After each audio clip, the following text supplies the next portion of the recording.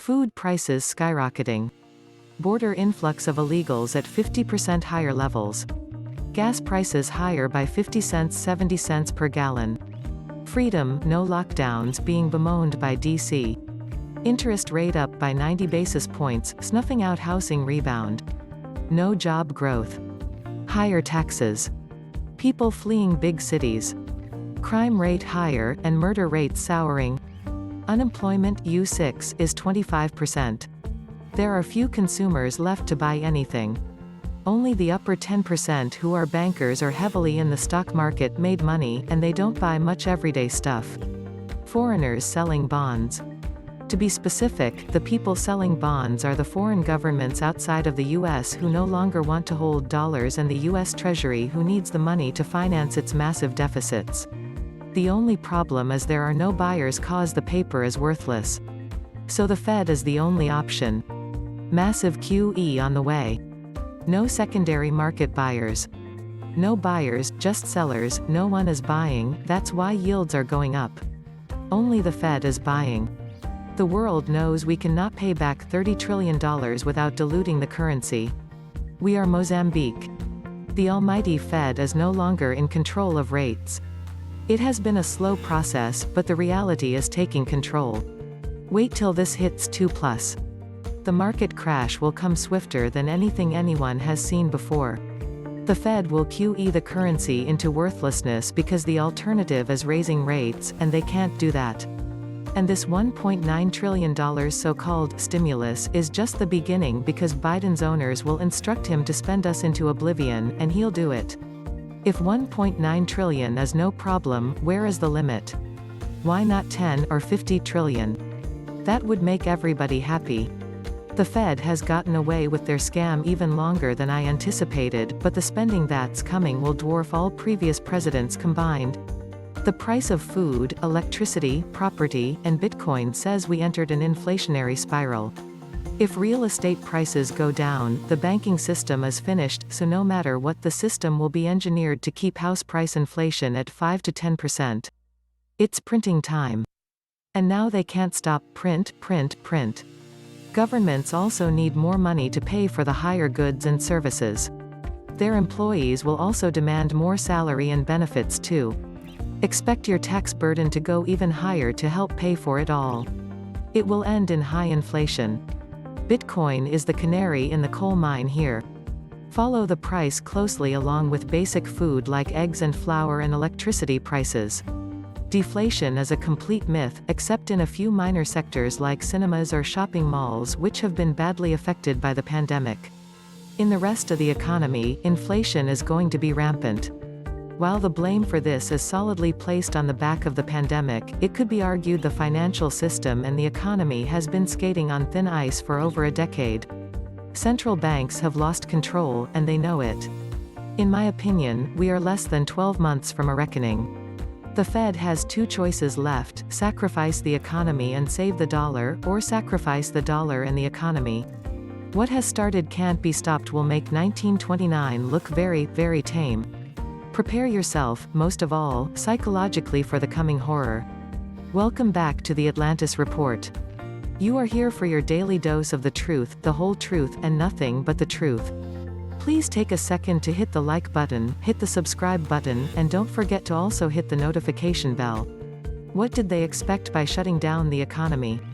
Albert Einstein's definition of insanity is doing the same thing over and over and expecting different results. I find the national and New York unemployment numbers questionable at best, when we are basically in a depression. According to John Williams from Shadowstats.com, the national unemployment numbers are around 24 to 28%, and inflation is around 10 to 14%. Wait until they raise income taxes purportedly only on those earning greater than $400,000, eliminate the lower tax rates on capital gains, and raise the national minimum wage to $15 per hour. This will kill off even more jobs, and then we'll get more unemployment income, tax subsidies, and Medicaid for the newly unemployed and poor. Lastly will come universal basic income, and it's off to the races.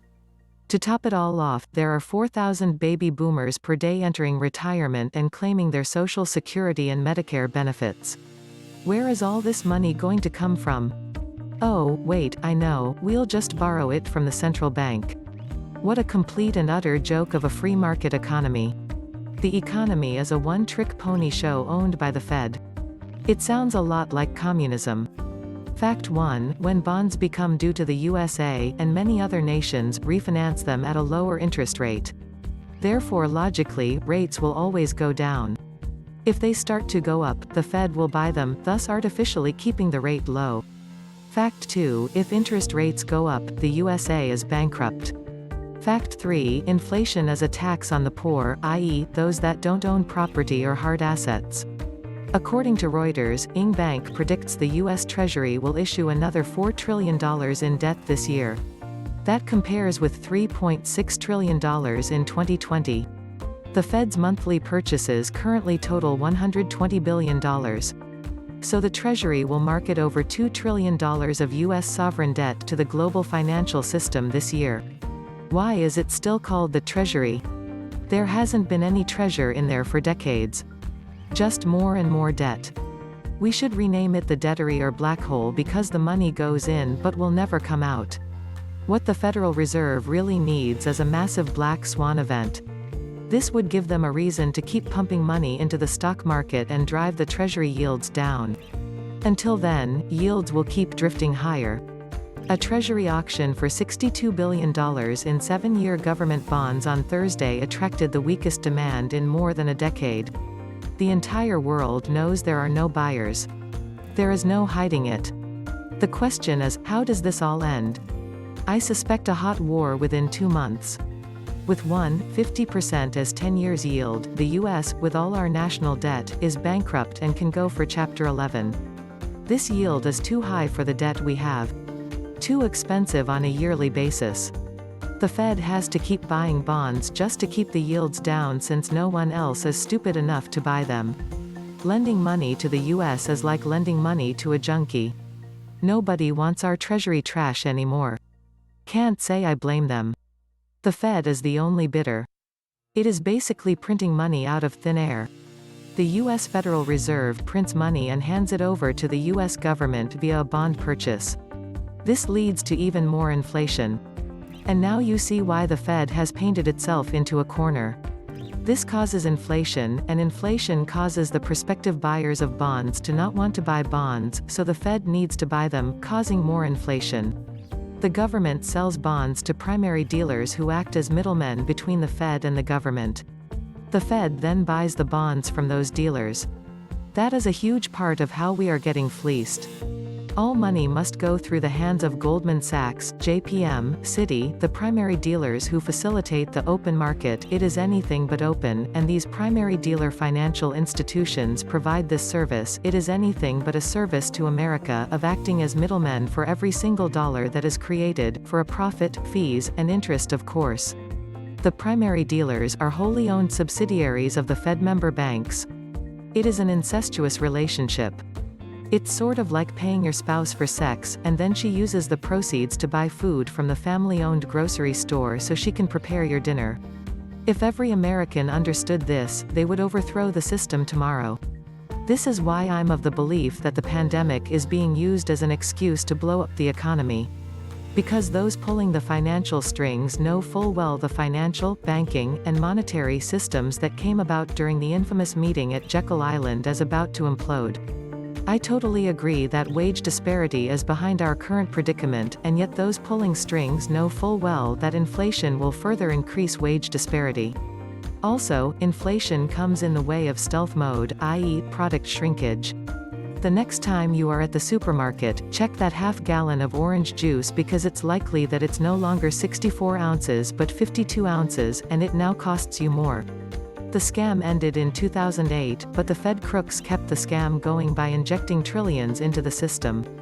The good news is they won't be able to stop the worst depression in the history of the world.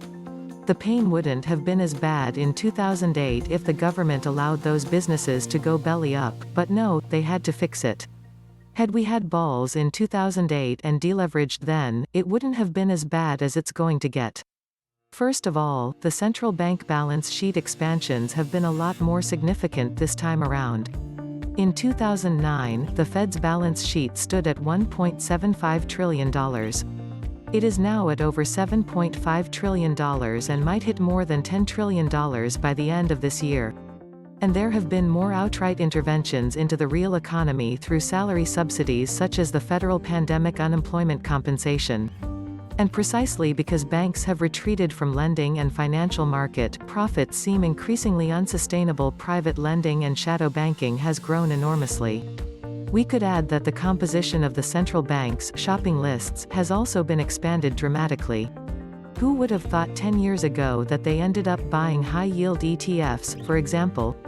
How does this insanity end? Doing the same thing for 13 years and an economy so bad it cannot even feed the basic fiscal needs of the country. It is absolute madness. A global inflationary depression is quite possibly happening in the near future. Besides the fact that the world is now, for the first time in human history, joined at the hip by becoming a globalized, interconnected society.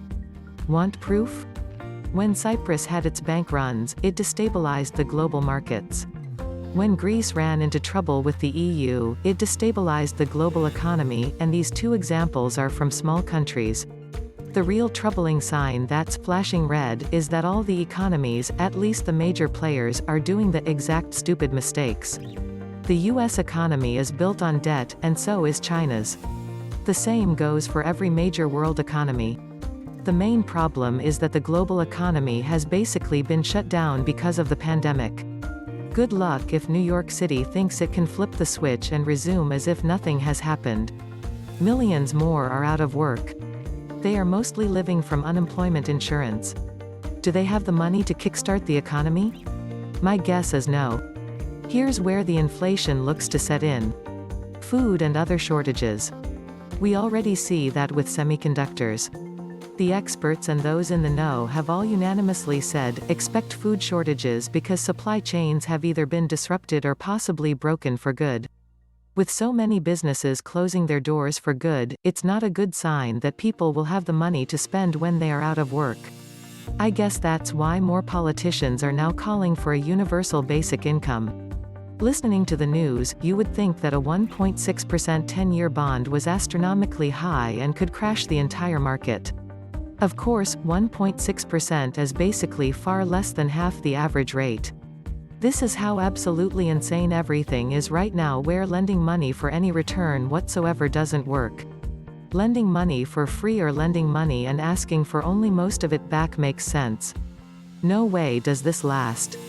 Certainly, if you believe in mathematics and the laws of economics, then you know that what really is happening is that the United States is on the verge of complete collapse. The Fed pretending to buy treasuries with money it pretends to have, banks buying treasuries and pretending to still have the money they used to buy the treasuries. Reserve requirements eliminated. Neither political party even pretending to care about the debt. What could possibly go wrong? This is financial mismanagement of the highest order and will end badly. And it's not just the United States, the entire planet is 3-to-1 margin. China is especially the worst of all offenders. They said a bunch of traders at Wall Street bets buying GME shares almost collapsed everything. Now think about what happens when the treasury market seizes up. The whole planet will default. The US isn't the only one. Debt to GDP in China is 300%, emerging markets are bankrupt, and all Western governments cannot make obligations.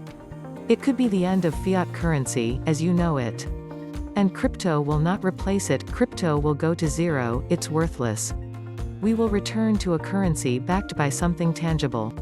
It's the only way to kill off these parasites who print money and destroy everything.